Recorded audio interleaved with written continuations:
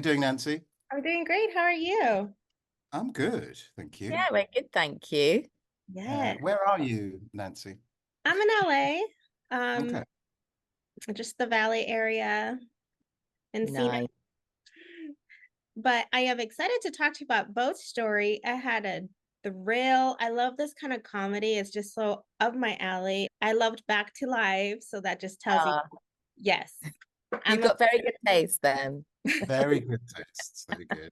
Well, Thank you, thank you've you. won one of us over. Yes, you've got me now. You've got my heart. You've got your heart. This jealous, selfish narcissist is thinking, what about my stuff? Where's my stuff? Let her speak, Paterson. This is what it was like on set, by the way. Nancy, this is a mirror. Nancy only has a small amount of time. Let her speak. Sorry, Nancy. Oh, no worries. I love hearing you guys. I love hearing you guys.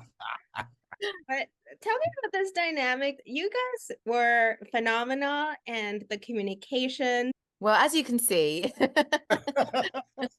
I give him a lot of I gave him hell all the time anyway. So it was we just got on well, and it was quite, it was fun and very well written, I think. And the scenes were, I feel like the brothers really enjoyed writing the kind of banter and chat that they had, and the dynamic became quite quickly between us sort of siblingy, I think, in the show. It's sort of like suspicious sibling.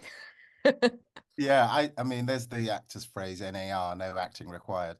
There was quite a lot of that. It was simply just reacting to each other's irritating habits. Yeah. Particularly mine of over talking, and Daisy's of shutting me up. And it's really, it really worked really well. I think the boys really listened very carefully during rehearsals to how we wanted to be. So it was written more and more, I think, for the way we were interacting with each other. So that's why it was actually very easy.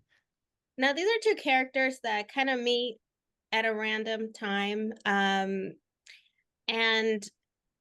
here comes Samuel, finds the opportunity to make some money. And Jana is just kind of that place where she's just kind of like, in that transition of surviving this trauma in a way, with losing her hand. That's huge. So that scene alone, tell me about shooting. The scene in the factory. The boat. Yeah. The boat, when we find it. You guys find each other. Yeah. Well, I think I love that scene.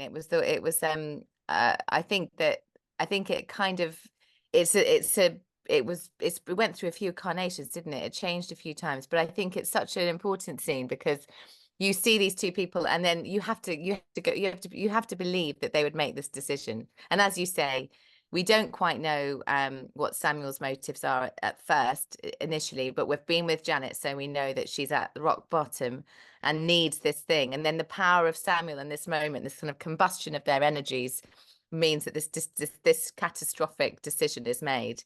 It was a beautifully written scene, and it was long, and it took a while, and we did it quite a few different ways, didn't we? Yeah, that's true. I mean, I think they're both similar in that they're very desperate. They're both really desperate. Yeah. And I think once we believe that they would take it, then everything else, follows from that. All the terrible disasters take place after that. But it's really important. It was really important to both of us that we believe that conversation and that choice. Because what it's a bit like that Hamlet thing, if you believe in the ghost, then the rest is great. Or Macbeth, you believe in the witches, then you're good.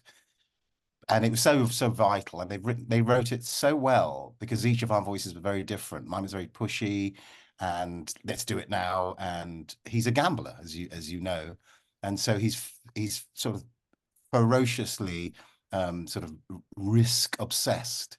He absolutely thinks the bigger risk you take, the better it's going to be, and it's so wrong. But of course, that's his philosophy, and hers is much more cautious. So it's a lovely mashup. Yeah. Samuel definitely lives life as a gambler, but Janet comes in surprising with an accent, very hardcore. Yeah, she sort of discovers. I feel like she sort of discovers things about herself in the series. She's better at it. Oh, she's worse at it and better at it all than she thought. She makes some impulsive, kind of like chaotic decisions that end up paying off. Like the Russian alias. Yeah, we had a lot of fun when we were shooting the scene in the laundrette with Daisy trying all her different accents. We tried several, and they were all very funny. They were all very funny. The Dutch one, I think, was my The favorite. Dutch one was the best, but yeah, no, that didn't get picked up. I'm sorry we didn't go with that. I had, yeah, yeah. So yeah, no. So then she ends up sort of pulling a fast move that works really well. Well, thank God she does, because I'm in a lot of trouble at that point. Yeah. Yeah. Yeah, I feel like that's the scene where Janet proves to Samuel, like, I got game. I can do this too. Yeah. Although I'm skeptical about you, but this is like proving herself. They're in deep now as well. I think it's really hard. I mean, she tries to get out, doesn't she? But I'm not sure how. I'm terrible because it's obviously I don't want to be saying spoilers, and I'm really bad at knowing what's a spoiler. But yeah, I feel like she goes on quite a journey with it all. Now we have these other characters that are that's the Taylor and Pat. They're quite comedic to watch in their little love story. Can you talk a little bit about getting to work with them? Well, I'm a Francophile in that I lived in France for very many years, and I had always known Tcheky Karyo as a sort of De Niro, Pacino level actor in France. So to get to work with him was wonderful, and he is I know he won't mind me saying, as obsessive about his characters as probably De Niro and Pacino are. I mean, we'd have dinner in the evening, and we'd be chatting about the fish we were eating, and he would say, I think that when Bat meets the Dael, when they eat food, it would be like if they had the fish, they would be sharing the fish, and they would. And so it's a half an hour of him talking about his character while I slowly tried to eat my food to get to bed to do, the filming the next day. He was wonderful, wasn't he? And so unusual and quirky and surprising in every scene. It was really exciting when you had to do a scene as well with him, because we are meant to be frightened of him, and because he's so in it. He's so like, he's immersed. So there were moments where, like, I think there's a few scenes where I just, you really could, you didn't have to do much. You felt really like, what's he going to do next? I've got no idea what's going to do next. I mean, I obviously know he's not going to actually hurt me, but what is he going to do next? You never knew where you stood, and so it made it so much easier to play the emotional truth of those scenes, because you were just genuinely like, you could really were in that situation, and he could kill somebody at any point. He was so good. It was really exciting, wasn't it? Yeah. Oh, those long days in freezing cold, warehouse. Horrible warehouses. Yes. Yeah, exactly. Don't touch anything, you might get a disease kind of places. Yeah. It was fantastic. So where was it shot? Mostly in Yorkshire, which is in the northeast-ish of the country. Beautiful. Yorkshire's just a gorgeous county. And we went to visit sort of lots of little places that I had never been to, and sort of slightly bigger cities like Halifax and Huddersfield. And they were, I think, because you've got such wide open spaces, and then the town seems to be plonked in the middle of countryside. So the idea of being isolated was very easy to conjure up. And just to wrap up, is it pasty or pastry?